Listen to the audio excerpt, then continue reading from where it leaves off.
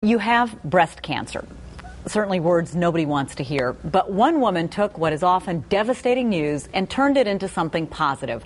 Lisa Kreitz is a former reporter as well as a breast cancer survivor, and we are delighted to have her with us this morning. Good to see you. You look fabulous. Oh, thank you. Thank you for having me on the show this morning. You bet. 2 years ago, you heard those words. Can you remember that day? It was, I can and I can't. I think there's certain things that we block out in our mind. I was doing media relations for a large healthcare system at the time, post-reporting, and I got my medical records, and I walked around the hospital for about 30 minutes going, this doesn't seem benign, this doesn't seem non-cancerous, and so it was surreal to a certain point.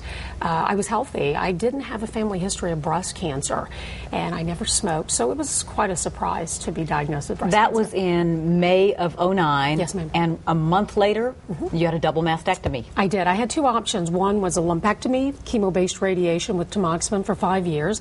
My second option was a bilateral mastectomy. And I knew in my mind a lumpectomy was not psychologically acceptable. I needed to get the diseased tissue out of my body. Otherwise, every year when I had a mammogram, I would be so stressed out that the cancer might have come back. You know, when this thing between us, this mannequin, this is what came out of that news, what this mannequin is wearing. Tell me about this. In essence, a couple days after being discharged from the hospital, I was in my doctor's office, and I said, Dr. Diaz, when can I take a shower? And he says, oh, you can't take a shower until the surgical drains are removed.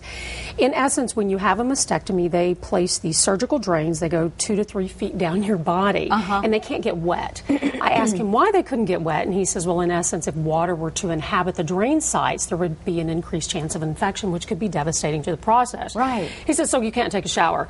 I then called a couple people and said, what did you do? They said, use a trash bag. And that's the photo that we see there. That's Absolutely. You with the trash right. bag. You know, I'm thinking that's got to be, in addition to all the emotional stuff you're going through with having had cancer, now you're taking a shower with a trash bag over your body? In my mind, it was somewhat degrading. I thought there's got to be a better option than a trash bag.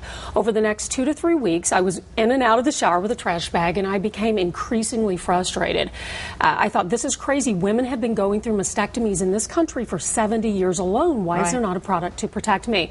So one morning I woke up and I said, this is what I have to do. I have to create a water-resistant product for those hundreds of thousands of future breast cancer patients, because I didn't want one more person to be reduced to a trash bag to cleanse themselves. And so this is what you came up with. And what's interesting about this, it is water repellent. Yes. It's attractive as opposed to a trash bag. Yes. Zips up. But what's interesting is what's inside. Can you show us? Again, it's antimicrobial, water-resistant garment, obviously. On the inside, this is really the creative design of the product. As I said, these drain sites come out of the chest area or torso, come all the way down to the knee. So we created a flap to wrap that 2 to 3 feet of tubing, and then here are the bulbs where obviously the fluid comes into, and then we have pockets. So the shower shirt not only protects the drain sites, but it also supports the weight of the drains.